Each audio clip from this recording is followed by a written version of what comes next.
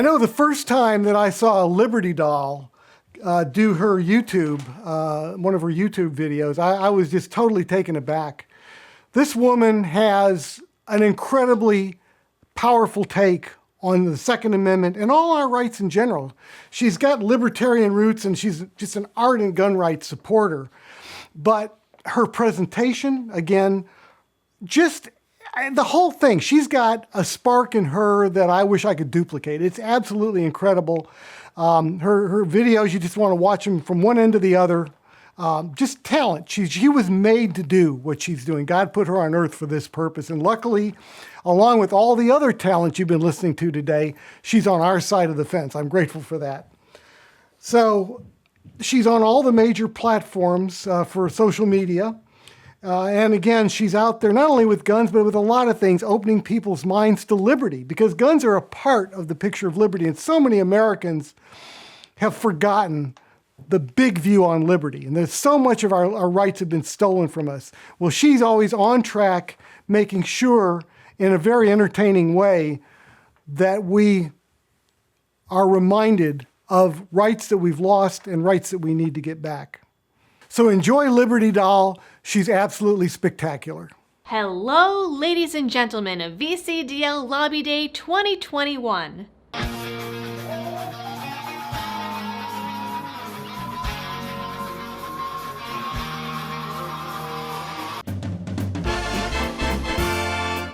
It feels cliche to say that we're in unprecedented times, but I don't honestly know what else to call this flat-out assault we've seen on the very ideas of liberty and freedom over the last year, and the way that so many people seem to welcome it with open arms.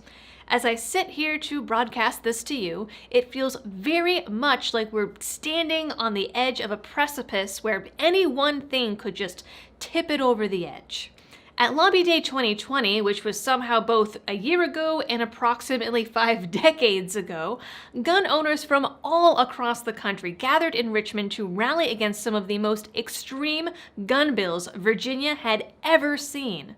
Gun owners met resistance every step of the way in trying to maintain their rights, being subject to everything from threats of cutting off state funding or sending the National Guard to sanctuary counties, to flat-out smear campaigns where journalists tried to paint Lobby Day as a white supremacy event because the state of Virginia happens to hold it on Martin Luther King Day and VCDL just so happens to go every year. Clearly, that means that you are guilty of a crime for simply following state tradition. And yet, the event came and went, and those very same journalists scratched their heads in confusion because the event was so peaceful they didn't have a single way to twist it. Imagine that! While your voices did manage to defeat many of these bills, some still prevailed, having even more chilling consequences in the days of COVID lockdowns. In fact, one such bill, the bill prohibiting folks from doing any of their concealed carry safety training online, was signed by Northam after states had already begun locking down for COVID. Coincidence? Maybe, but if it was, it easily could have been remedied instead of pushed forward full steam ahead.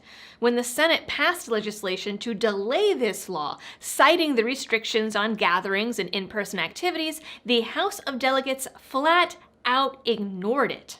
Shocking, I know.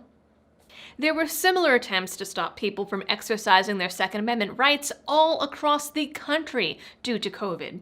States across the country tried to label gun rights as non-essential, sparking battles between the citizens and their governments and occasionally the courts. In other states, like Massachusetts, the permitting process for gun licenses was shut down completely. My guess as to why that didn't happen here is that it probably had something to do with the amount of people that had shown up at Lobby Day only 2 months before. But that doesn't mean that it's a time to get complacent. Just because Northam and friends haven't done anything new doesn't mean the fight for your rights is done. Maintaining freedom and liberty are a constant fight that is never over and never won. In November of 2019, the New York Times gleefully declared that Virginia had turned blue, while Time magazine pointed out that Democrats now held both houses of the state legislature for the first time in 25 years. Time painted it as a referendum on Trump, while the New York Times suggested turning more of the states and countries rolling farmlands into townhouses and subdivisions in order to get more blue votes. The same article predicted that this urbanization would turn Georgia blue, and it wasn't wrong. Once Democrats effectively held the entire Virginia state government, their first order of business was introducing over 60 gun control bills. Despite this, gun owners came together on Lobby Day and stopped an assault weapons ban, a magazine ban, and more. Similar bills were expected to be reintroduced for 2021, but so far, no such bills have been proposed.